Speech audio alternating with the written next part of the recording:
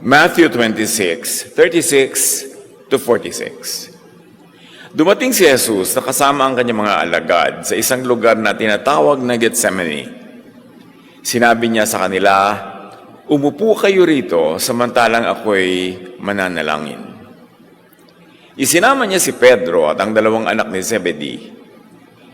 Siya'y nabalisa at nagdalamhati, kaya't sinabi niya sa kanila, "Ako'y tigib ng dalamhati, halos ikamatay ko na.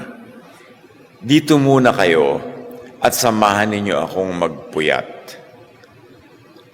Lumayo siya ng kaunti, nagpatira pa at nanalangin, "Ama ko, kung maaari po ay ilayo mo sa akin ang kopang ito ng paghihirap. Gayon may huwag ang kalooban ko ang masunod, kundi ang kalooban mo." Pagbalik niya sa kanyang mga alagad, naratnan niyang sila'y natutulog. Kaya't sinabi niya kay Pedro, "Hindi ba't kaya ninyong makipagpuyat sa akin kahit isang oras? Magpuyat kayo at manalangin upang hindi kayo madaig ng tukso.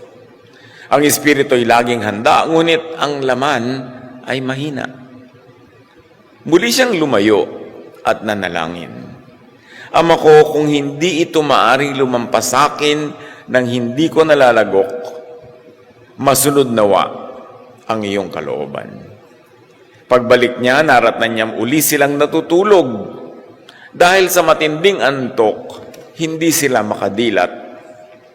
Ngunit iniwan niya silang muli at siya'y muling nanalangin sa ikatlong pagkakataon at sinabi din ang gayon ding mga pananalita. Ito ang malalim na kalungkutan nakita natin sa episode ng pananalangin ng Panginoon sa Getsemani. Ang lungkot, hindi dahil walang tao, may mga tao, pero walang kaisang loob. Walang nakakaunawa, walang nakikibahagi sa bigat ng pasanin. Kayo, ikaw, Miss or Mr. Lonely ba? Nakakaranas din ba tayo ng ganitong mga malalalim na uri ng pagkaka-isolate, ng kalungkutan, kahit may mga tao sa paligid? Salamat, Panginoon, dahil maaari kaming matuto sa mga aralan nagmula sa buhay at mga gawa ng iyong anak na si Jesus. Sa sandaling ito, payapain niyo po kami, pagliwanagan ang isip at turuan. Maunawa-nawa namin kung ano ang mga dapat gawin kung dumarating ang ganito mga lungkot sa aming buhay o lungkot sa buhay ng aming mga kapwa. Kayo ang mangusap, magturo. Let your will be done. In the name of Jesus, your Son, we pray with thanksgiving. Matthew 26:38 opens at sabi ni Jesus, "My soul is overwhelmed with sorrow to the point of death. Stay here and keep watch with me." Ito ay bago dakpin si Jesus. Napakarami ng stress na nangyari. Araw-araw, sunod-sunod na tension with the religious authorities, with the enemies of Jesus.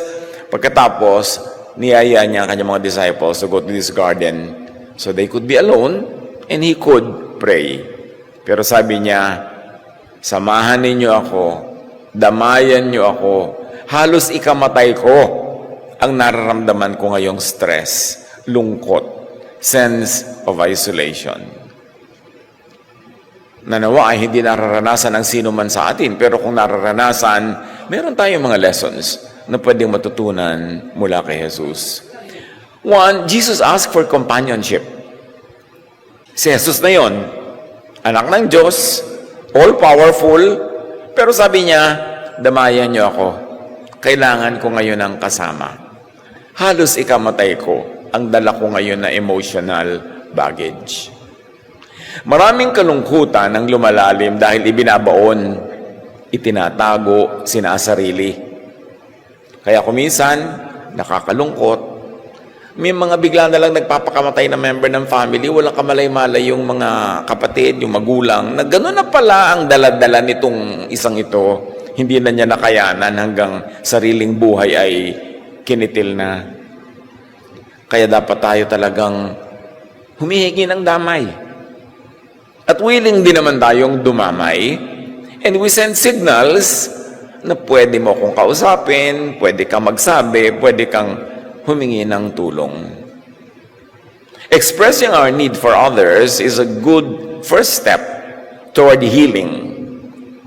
Acknowledging loneliness opens the door for intervention and support. At yan ay mga policies na kinikilala ng sciences, ng mga social and medical sciences. Pagka nagpapatulong pa yung tao, pwede pang matulungan. Ang mahirap pagka nagsara na. Ayaw na magsabi, ayaw nang kumibo, lumalayo na. At isa sa mga signs nito ng mga deep depression, pinababayaan na ang personal hygiene. Hindi na mahilig maligo, magsipilyo, hindi na nag-aayos. Kasi kung nag-aayos pa, nag-drawing pa ng kilay, malayo pa yun sa suicide. Pero kung talagang wala na siyang pakialam sa mundo, medyo makiramdam na tayo. Baka ang layo na, ang lalim na ng kanyang dinadala. Expressing the need for support is a sign of strength, not weakness. Tatandaan nyo yan. Hindi kahinaan na humingi ng tulong. Si Jesus nga sabi, samahan nyo ako. Ang bigat-bigat ang nararamdaman ko. It's a sign of strength because it signals that you want to be helped, that you want to recover. So that's a sign of strength. So, when lonely, seek company. Huwag niyong ikaila, huwag niyo i-deny, maghanap kayo ng makakasama. Communicate. Reach out. Magparamdam. At tayo namang mga hindi nalulungkot, makiramdam. Baka naman meron tayong mga kasamang may pinagdaraanan. Kasi kung minsan, sobra kang busy sa sarili mong agenda, may nagpaparamdam na, hindi mo pinapansin kasi ang tingin mo sa kanya, abala. Meron pang, gusto mo magkape? Ay, busog na ako, ikaw na lang. Yan pala kailangan lang niya na makakausap. Maging mas sensitive pa tayo. Dahil mga tao kumisan hindi naman ready, willing, and able na ipahayag ang kanilang need for company. So tayo na ang makiramdam. In 2016, we published a booklet called Great Ministry of Companionship. Dahil isa talagang malaking ministry ang companionship. Iba yung ministry ng preaching, ng teaching, kailangan mo pa ng training, kailangan mo pa maraming alam. Pero yung companionship, umupo ka lang doon kahit wala kang gawin, ministry na yun. In fact, mas wala kang gawin, mas wala kang sabihin, madalas mas helpful. Kasi pag yung tao na mga problema, may mga mabibigat na dalahin, pag bumuka ang bibig mo, baka judgmental pa ang masabi. Baka pagmamagaling pa, paninisi, sabi ko na sa'yo, lalo patuloy humirap ang dala ng kapwa. So there are times when by not speaking, you speak volumes. That you accomplish more, but just being there and being quiet. To absorb whatever energies have to be absorbed para maging bukas lang na pahayagan, para kang blankong board na pwedeng sulatan ng tao kung anong gusto niya isulat. Be available and don't always open your mouth. Just open your mind and open your heart. Hindi naman kailangan ng maraming tao ng payo pag sobrang nabibigatan. Ang kailangan lang nila, may mahingahan. Hindi mo kailangan laging maging counselor para ka makatulong. Today, help seeking can include counseling, therapy apps, marami na yan, and safe online communities that encourage people to voice their needs. Bagamat kailangan maging mapanuri tayo, lalo kung social media o kaya ay multimedia o kung ano pa man na hindi personal yung ating kausap, baka mamaya nalalagay lang tayo sa lalong gulo. Kaya maging mapanuri, pero merong mga ganyang available. In case kayo masyadong isolated, walang makausap personally, marami nang available. Ecclesiastes 4:9-12, 2 are better than 1 because they have a good return for their labor. If either of them falls down, one can help the other up. So ito, dalawang tao ang inilalagay sa kwento. Mas mabuti na dalawa kaysa mag-isa. May umaalalay, may tumutulong. But pity anyone who falls and has no one to help them up. Also, if two lie down together, lalo sa winter, na context ng mga pinanggalingan ng verses, they will keep warm. Pagka meron kang katabi, mas may tendency makatulong kayo sa isa't isa because of your body heat that you can share together. Pero yung nag-iisa, wala siyang ibang sources of body heat. But how can one keep warm alone? Though one may be overpowered, two can defend themselves. So two, better than one, pero mabuti kung tatlo. A cord of 3 strands is not quickly broken. At ganyan yung concept ng tirintas, ganyan yung concept ng lubid, mga mahihinang sinulid, pero pa pinagsama-sama mo, nagiging napakalakas. Because we draw strength from one another. There's something magical, something very spiritual, and something very mysterious about the power of people united in thought. Nakakakuha tayo ng lakas sa isa't isa. Kaya naman, kung ganyan pala kahalaga na mayroong pangalawa o pangatlo sa buhay mo, hindi lang ikaw nagsosolo, develop relationships even before you get lonely. Even you are not lonely. Isa sa mga pinakamagagandang pagtatanim sa buhay ay yung pagde-develop ng friendly relationships. Sa kapatid, sa magulang, sa kamag-anak, sa partner sa buhay, at sa mga kakilala, to develop friendships. You will never know when you will need the extra second person or the third person in your life. And when you don't know that, and when it's not happening, be the second or the third person in someone else's life. Para lagi tayong tumutulong. Kasi sa pagtulong natin, sa pagpapalakas ng iba, actually lumalakas din tayo kahit hindi natin napapansin. In other words, para mangyaring merong second o third person, pag tayo ay nag-iisa at nalulungkot at nalilito, be companionable. Kailangan, masarap kang kasama. Para kaisama, para kasamahan. Kailangan positive. Kailangan magaan. Yes, paminsan-minsan may mga dala tayong bigat at nakapagpabigat tayo sa kapwa. Pero dapat paminsan-minsan lang yun, hindi lagi. Kasi kung lagi, iiwasan na tayo. It's very basic human tendency. Anything pleasurable, you want to repeat. Anything unpleasant, you avoid repeating. So kung mayroong unpleasant companionship, you will avoid repeating that companionship. Kaya tiyakin din natin na maayos ang ating personality. Makakahalata naman tayo kung iniiwasan tayo. Kung yung mga dating malapit na sa atin, lumalayo pa. Kaibigan na natin, nagiging kaaway pa, makahalata tayo, lalo kung marami. Kung mangisang-isa, baka sila yung mali. Pero pag ang dami, mag-isip-isip na tayo. We need one another.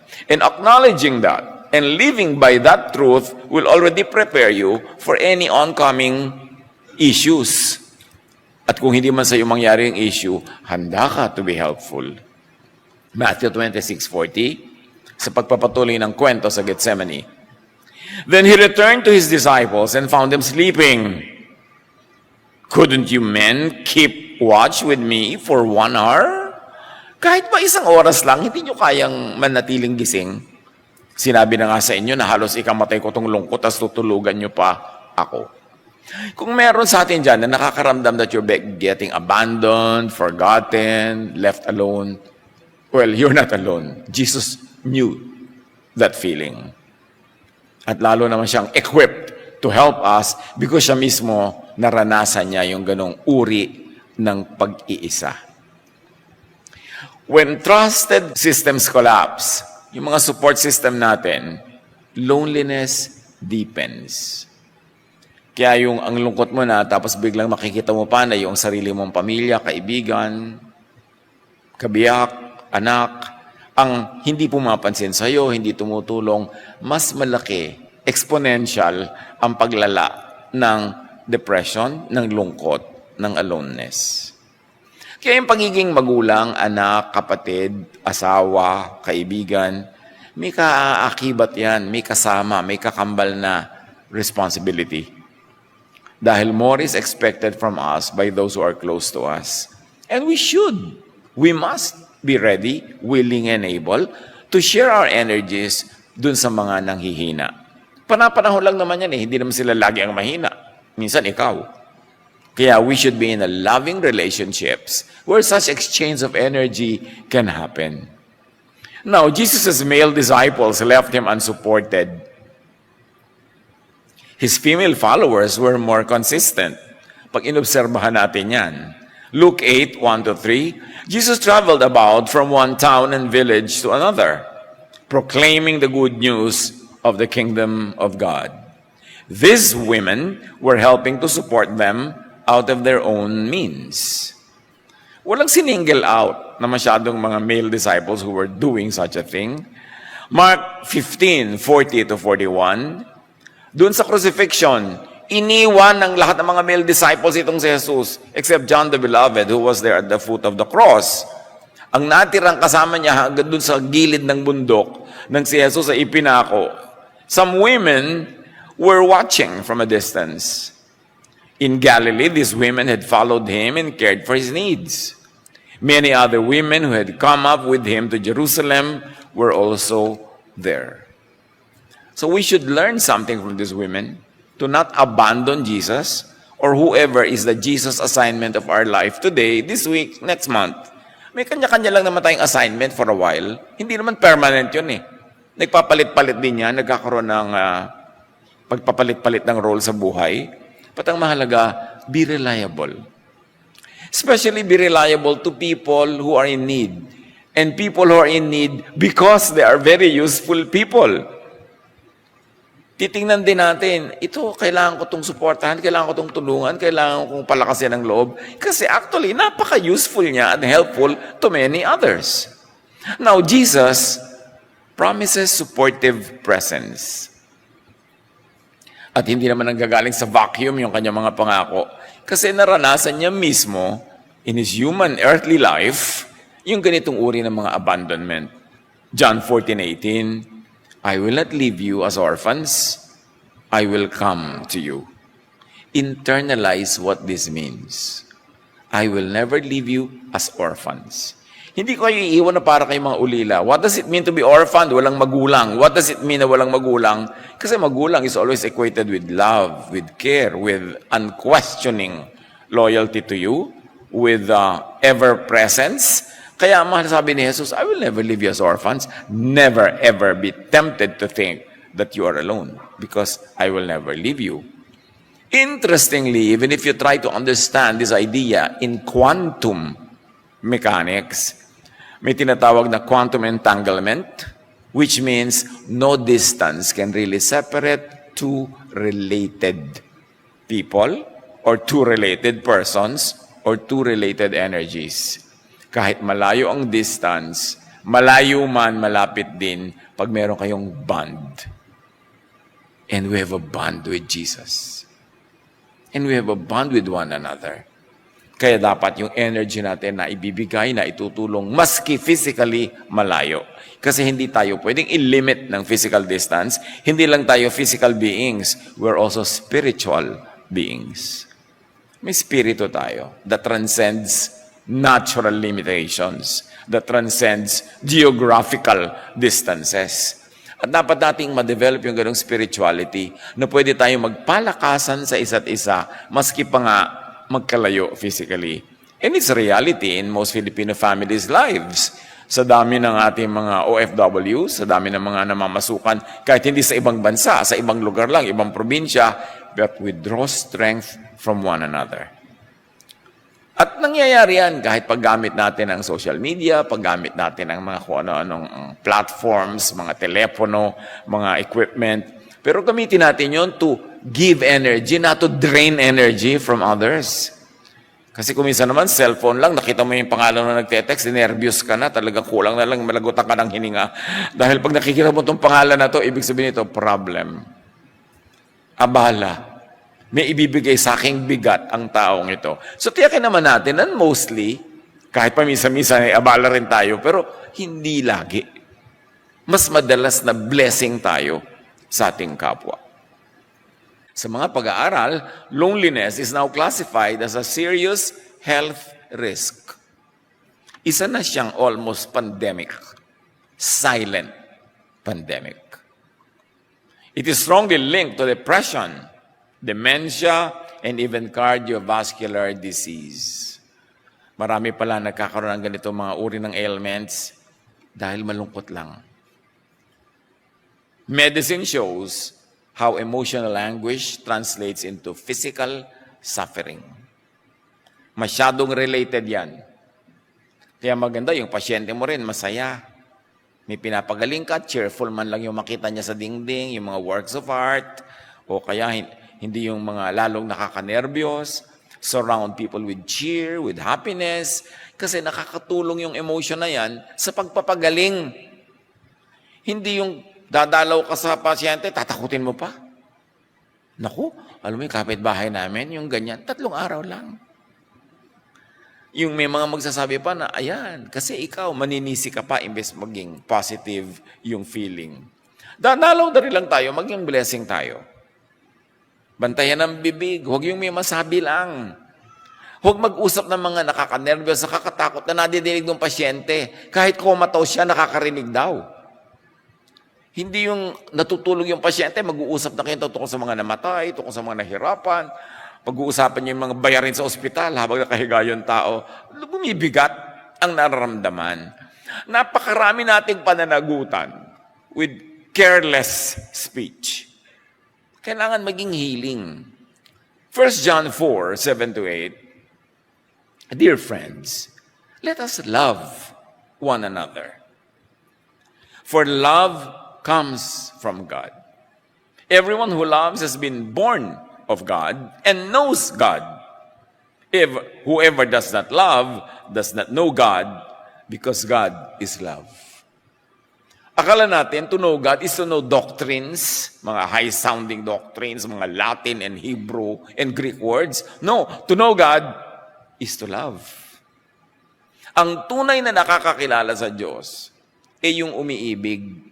Hindi yung sa dami ng alam, nagpatuloy na magagalitin sa kapwa, judgmental, at hindi maibigin. Nakikipag-away, nakikipagbatuhan dahil sa pagiging makadiyos. No. Whoever really knows God proves it by being loving. At pag loving ka na, kahit wala ka pang alam na kung ano-anong doktrina dyan, you know God na. Pero kahit ang dami mong alam, pero hindi ka loving, baliwala. It does not count. Luke 22:44, sa pagpapatuloy ng kwento. And being in anguish, he prayed more earnestly, and his sweat was like drops of blood falling to the ground. Ganong kalaki yung stress na pumawis ng dugo si Jesus. Jesus agonized in loneliness. Severe stress can cause hematidrosis. Napakahirap ispelin ng pangalan ng pangyayaring ito. Ibig sabihin lang, sweating in blood. Loneliness and anguish have real physical effects. Ang nangyayari sa puso, ang nararamdaman ng emosyon, translates into physical illness or wellness. Depende kung ano yung nararamdaman. So, read the body language of people. Yun daw stress. Makikita mo naman yan sa itsura. It speaks of another illness. Illness of feeling, illness of spirit, illness that is unseen.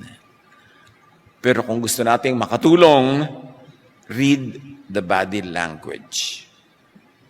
Because it will show kung ano yung tunay na nangyayari sa kanyang buhay.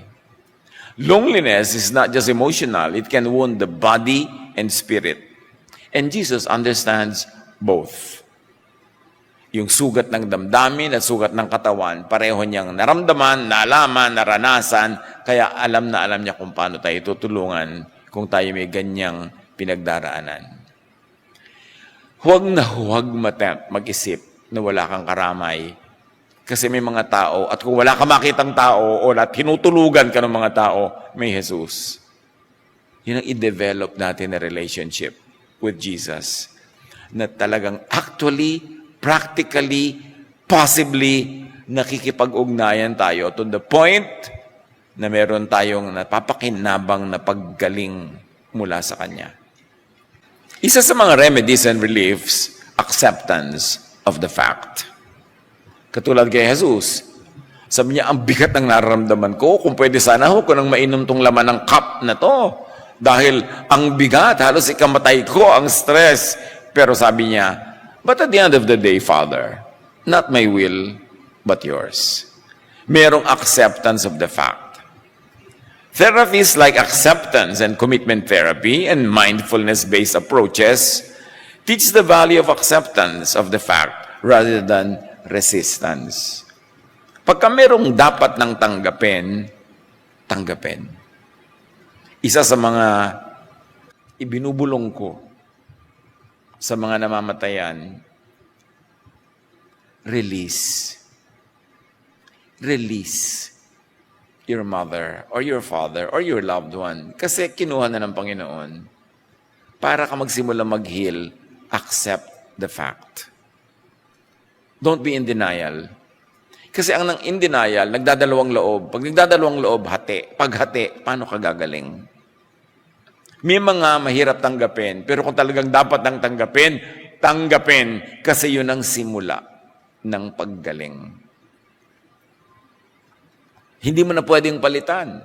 Change what you can change, yes. But accept what you cannot change. Para dumali ang ating recovery. Kaya sabi ni Jesus, sana hindi na lang ako dumanas ng ganito. Pero sana lang naman. Yan lang naman ang gusto ko. But at the end of the day, Father, let your will be done.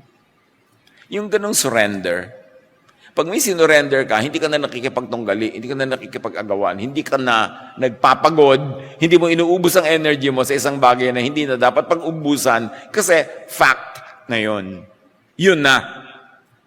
Ang energy mo, ubusin mo ngayon sa pag-recover, sa pagsisimula ng paggaling. So Jesus' prayer reflects this posture, moving from struggle to surrender. Sabi niya, may I not drink this cup, but let your will be done. In one sentence, kumambyo, and therefore, nagawa ang pinakatama na dapat gawin. What is amazing is, nakita din dito natin yung human side of the human Jesus here. Sabi niya, kung sana lang, huwag na. Pero, after all, this is why I'm here. Let me do what I have to do. I will accept what I have to accept. Learning to let go, to trust, and to align ourselves with something greater is a modern therapeutic as well as a spiritual path.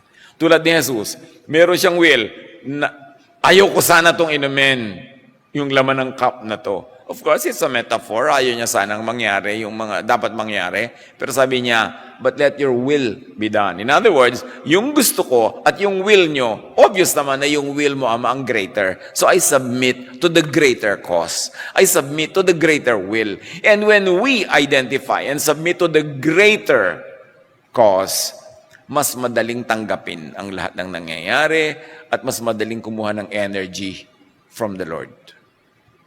Accept the pain, the loneliness. Don't deny it. What pain do you carry now? Accept the pain. Nandyan eh. May nandaya sa atin, may nagtaksil, merong bumigo sa atin, tinulugan tayo, merong mga hindi tumupad ng usapan, maraming pain sa buhay, pero kung lagi mong uubusin ang energy mo sa paninisi, hindi ka gagaling. Accept it. Okay, hindi ako binayaran.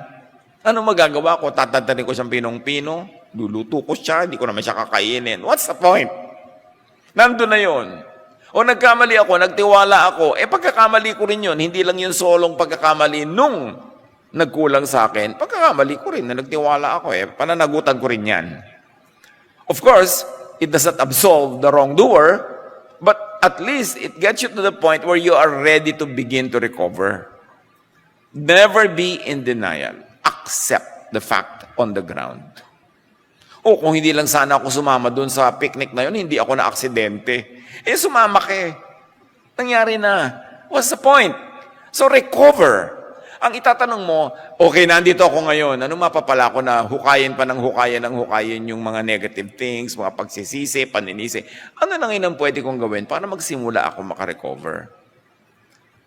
Okay, nagtiwala ako, nagpautang, hindi ako binayaran. At talagang hindi ako mabayad-bayaran hanggang ngayon. Anong gagawin ko? Aawayin ko siya forever? O anong gagawin ko talaga? O magne-negosyo na lang uli ako, maghahanap buhay ako para magkaroon uli ako ng bagong pera. Baka umutang siya uli bukas, buti nang ready. So, ano talaga ang attitude natin sa mga nagpapalungkot? Always think of getting up above your situation. Don't dig a hole in the ground para lalo kang lumalim at mahulog. Accept the pain and the loneliness. Seek and give support. Kung ikaw nangangailangan ng support, seek it. You're strong, give it to those who are weak. It is in giving, it is in receiving that we enter the cycle of love. And it is in the cycle of love where we recover. Matthew 26:39, My Father, if it is possible, may this cup be taken from me. Yan ang sabi ni Jesus. Yet, not as I will, but as you will. Hindi ang kalooban ko, kundi ang kalooban nyo. Ina-express ko lang naman yung kalooban ko. Kahit sa mga anak, mga magulang, meron kayong gustong i-express, hindi kayo agree, pero yun ang magulang at yun ang kailangang masunod because of the given situation, you may express your disagreement. But at the end of the sentence, sabihin mo, not my will, but yours. Jesus prayed in surrender. And it is in surrender where mostly victory becomes available. Pag may gera, paano nawawakasan ang isang gera? Lalo kung napakalakas ng iyong kalaban, only in surrender.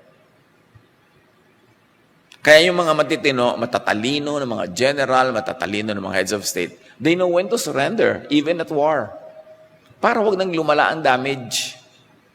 And then, mag-ipot ka na lang uli ng lakas, recover, and then chart your victory another day. But there is a day when you simply have to surrender because that is the safest and that is the least destructive course to take. Kailangan pinag-iisipan natin yan. Hindi tayo laging emosyonal, kundi marami tayong katalinuhan na ina-apply sa paggawa ng decision. Surrender and acceptance reduce inner conflict and lower stress. Kahit sa argumento, nakikipag-away ka sa asawa mo, nag-away-away kayo magkakapatid, madalas yung kapayapaan, katahimikan happens only when one surrenders. But a surrendering today doesn't mean a surrendering of forever. Sabi nga ni Mao Zedong, 1 step backward, 2 steps forward. There are times when you simply have to step backward to gather your energy so that tomorrow you can step 2. You can take 2 steps. Pero be wise to know when to surrender, when to step back, para ka makarecover. In Jesus' surrender, loneliness becomes communion, aligning with the Father's will. Imagine ang lungkot-lungkot ni Jesus, pero yung lungkot niya, isinurrender niya sa Father, therefore naging one siya with the Father imbes of against the Father. Pag kayo malungkot, pag tayo may mga stress, may mga depression, what do we do with it? Do we surrender it to the higher will, like to the will of God? Do we surrender it to the higher power, like, for instance, corporate power, or civic power, or family structures? Marunong tayo dapat mag-surrender para magkaroon ng peace. Hindi pwedeng laging gera. Minsan, ang kalungkutan ay nagiging daan tungo sa mas malalim na panalangin at ugnayan sa Ama, na kung hindi ka nalungkot, hindi ka sana nakarating sa ganung level of prayer. Mula sa pag-resist, patungo sa trust and surrender. Remember, you don't just trust and surrender to just anybody. Yung may mga proven track record. Katulad ng Diyos. And katulad ng mga magulang natin, ng mga elders natin sa family, they are not perfect. Lagi silang kumisan may mistake. Pero yung track record nila, siguro above 95% naman na talagang na-proven na para sa kabutihan mo, tama ang mga desisyon, that's when you surrender. Kasi kung hindi ka magsusurrender, what will happen? You will go to war? Will you achieve peace? Will you achieve wellness in that kind of climate? After surrender, Luke 22:43 is very interesting. An angel from heaven appeared to him and strengthened him. Of course, the first reading is, this angel is a real, physical, personal angel. But if you want to read many layers of meaning into this comfort that Jesus received, you can read it philosophically, that the angel could symbolize embodiment of inner courage. That when Jesus surrendered to the will of the Father, he rediscovered that inner courage that strengthened him. Na nakita niya na yes, yan ang tamang gawin, mag-surrender sa Father's will, and therefore now, I am stronger, I recover. This angel of recovery came along with enlightenment, along with surrender. It could be read philosophically, it could also be read psychologically. The mind's resilience was rediscovered. Alam niyo, pagka nagkakaroon tayo ng realization, there are even chemical things that processes that happens in the brain that suddenly give us strength. Endorphins, adrenaline, these are released into our blood system, giving us fresh energy. So if you like to read from a psychological and a clinical point of view, such a surrender, such a metamorphosis, such a change of mind could alter us chemically to the point that it seems like an angel came to strengthen us. And yet it could also be read in a quantum way, that a wave of unseen energy collapsed into a form that was useful to the person. Maraming hiwaga ang pagbabasa ng Scripture. At yung literal reading is only one of the very, very powerful ways to read. Pero huwag natin i-deprive ang sarili natin ng philosophical, psychological, even quantum reading. Kasi parang kakanin yan, parang sapin-sapin, maraming layers of the same thing, pero pwedeng ma-appreciate from many levels.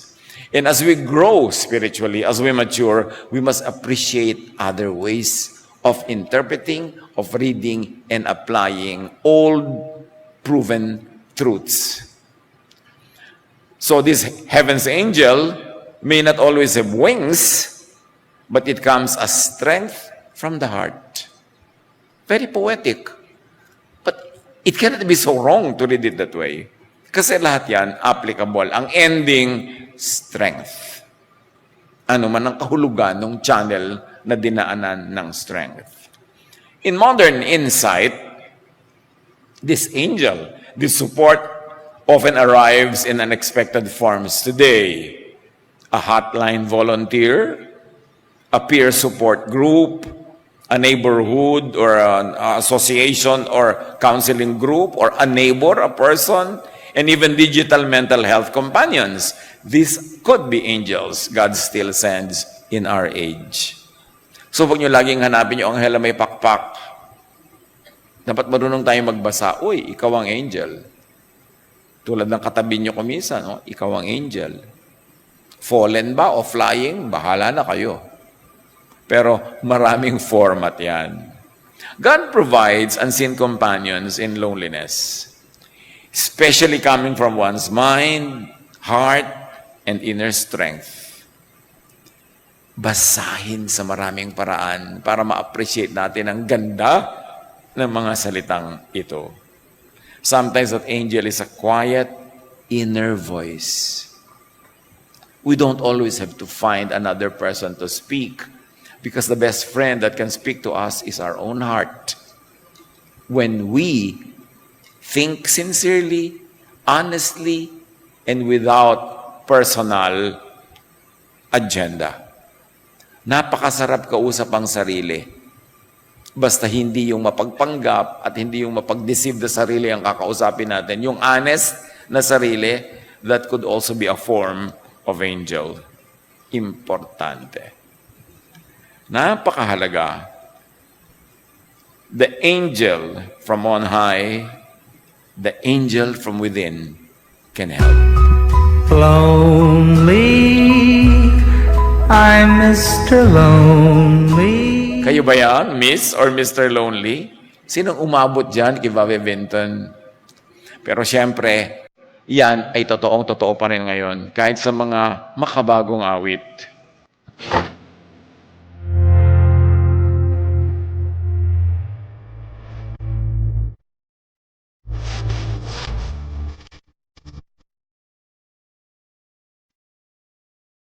I'm so sick of being so lonely.